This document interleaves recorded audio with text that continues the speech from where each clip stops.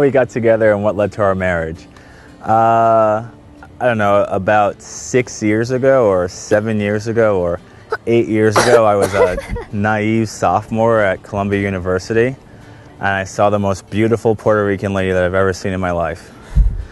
And turns out 5 years later, she's actually not Puerto Rican, she's Navajo. No, I never told you I was Puerto Rican. I know, but in New York City, who's going to say, oh, there's a Navajo girl, right?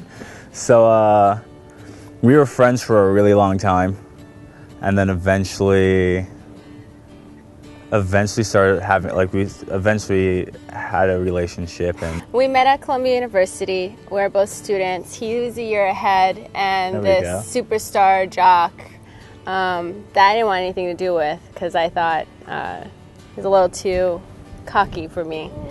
But he won me over as a friend. He was very supportive of me when I didn't have any family in the city, and I was going through some really tough times with the culture at the school. And I found in him a support system. And from there, you know, I think we denied it for a really long time, but we fell in love and discovered together what that meant, and from there learned together how to make that commitment grow and how to nurture it.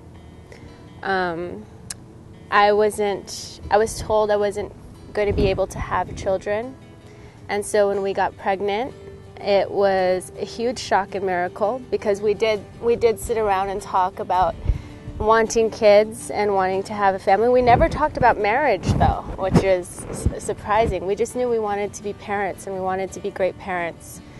And when we had our miracle baby, things kind of fell into place, and we felt a little pressured to rush into marriage, and we didn't really know how to make that jump, that commitment. I mean, he's from Trinidad, I'm from the Navajo reservation, and my family, you know, they couldn't come to the city to help us plan and watch this relationship grow.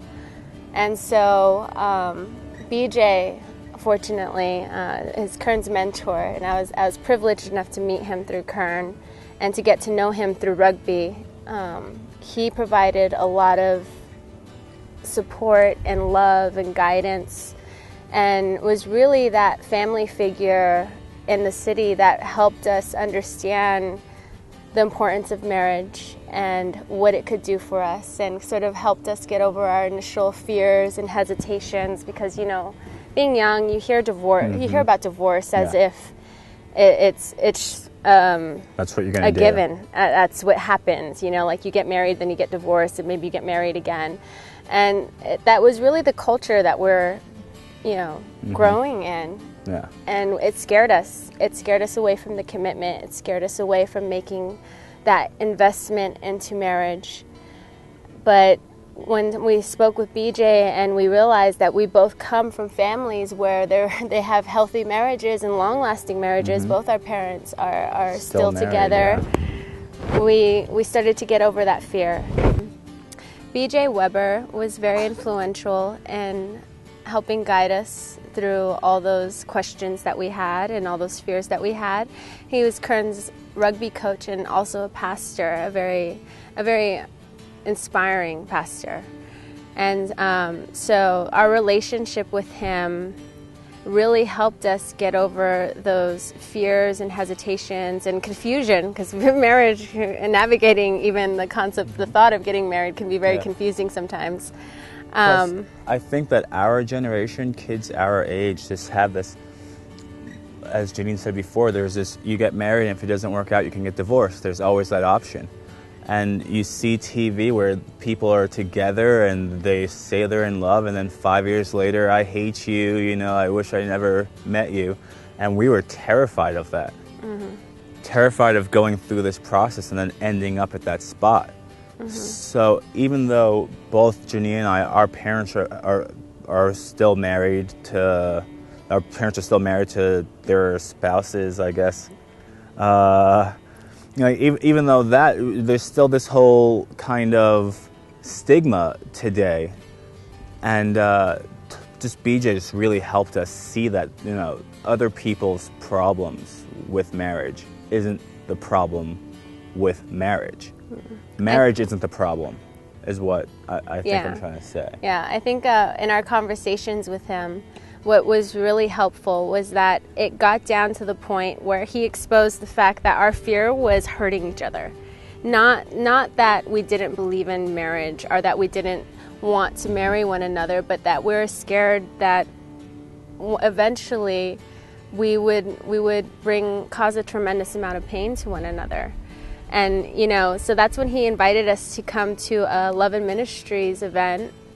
Love and Respect Ministries, right? Is that a Love and Respect Ministries event?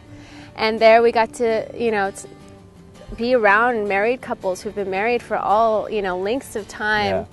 And they were talking about, you know, the fears that we had and just how they themselves discovered that that's part of growing and loving and building a family is committing to each other and going through this ceremony that represents that commitment and have people that you love that are close to you witness that commitment to start off on this journey that's not going to be perfect, that is full of challenges, but that, you know, you work through because you shared your vows with one another before these people.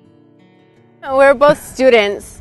We had no idea how to even plan a wedding, let alone afford it. And I was talking for the longest time about this. I was raised Catholic, this big church bells and doves would be released and all the balloons would go up and everyone would be there throwing the rice at us. And, you know, yes, going to Columbia in New York, it's just, you know, I didn't really see it happening. Thought maybe I'd have to like wait till I was like 30 years old and we'd start talking about it, but yeah, Kern had the big white wedding dreams, and I don't know what I had. I don't think I had any expectations of getting married, especially as young as we were. But, you know, being faced with being parents and understanding already that having that child was a commitment to each other for life, we really wanted to seriously talk about how we could make this very special commitment to each other in a significant way within our means and to have it still be special. And when we sat down and talked with BJ, who you know, obviously was our go-to for the marriage aspect of it, he, once again, through our conversations with him, we broke it down to the centrals of what was most meaningful, and that was to be surrounded on this special day by people who watched our relationship grow from us just trying to avoid one another to us falling in love and becoming parents.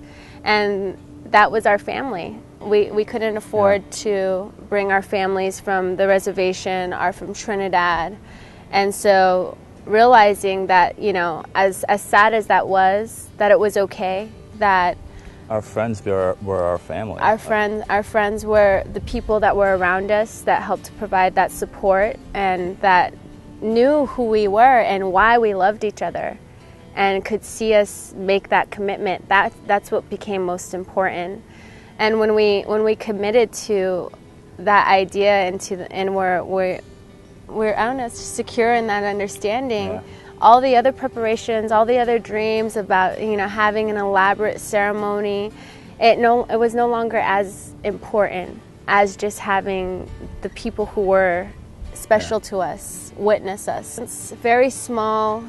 We set up in the living room, 30 chairs with our friends, and it was really intimate. It was really intimate. Very, very intimate. The space, just the warmth of the and comfort of being inside of home and being with people who were comfortable and being around with each other and who loved us and cared for us.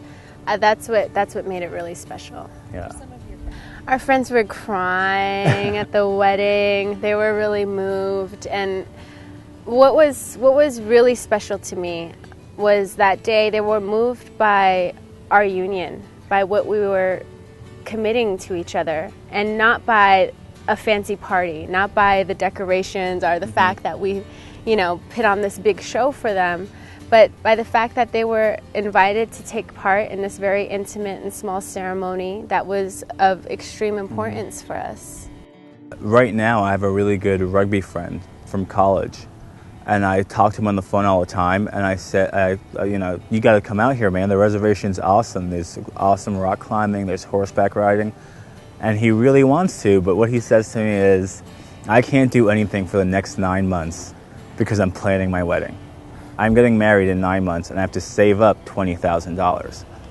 And I said to him, that $20,000 can go towards a house, it can go towards a car, but you're kind of right now just working for this one day.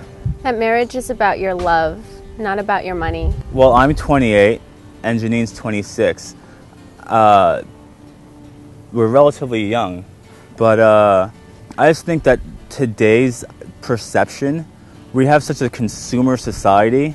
If you go and buy something new, when your car's not working anymore, you go buy a new car, you go buy new clothes.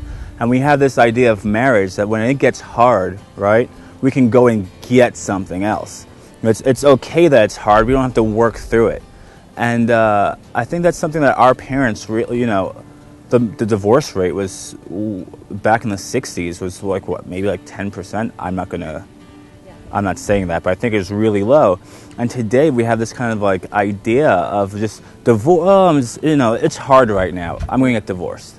All right? Yeah. As opposed to, this is hard, but I've made this commitment. Mm-hmm. This is a bond that the piece of paper cannot end. Mm-hmm. So you work through it. Yeah. I think popular culture has done a lot to over-exaggerate the glamour that, that should be strived for, in a way. We're bombarded in media and pop culture with all these images and messages that weddings are supposed to be this huge, extravagant, elaborate thing, and you're supposed to be the perfect wife and the perfect husband, and then we see these things disintegrate within a month or less than a year.